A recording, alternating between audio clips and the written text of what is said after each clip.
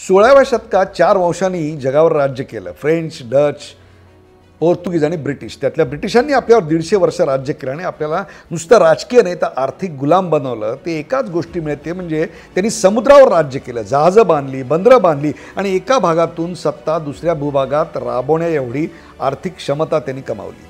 Internet हा 21व्या शतकाचा महासागर आहे. त्यावर जो राज्य करेल तो जगावर राज्य करेल. इंटरनेट युजर्सच्या संख्येतली वाढ हा जर निकष आपण लावला तर त्यात भारत नंबर 1 आहे.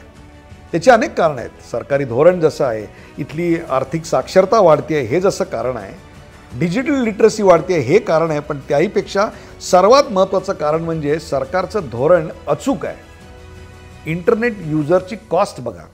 आपल्याकडे 1 GB डेटा ज्या किमतीला मिळतो तोच जर तुम्ही इंग्लंडमध्ये खरेदी करायला गेलात तर तुम्हाला 6 पट जास्त पैसे मोजावे लागतील आणि अमेरिकेत 33 पट जास्त पैसे मोजावे लागतील.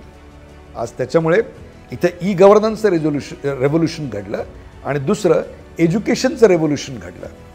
या सगळ्यामुळं ई कॉमर्स देखील खूप मोठ्या प्रमाणात वाढलं आणि digital revolution is here to stay याची खात्री पटली.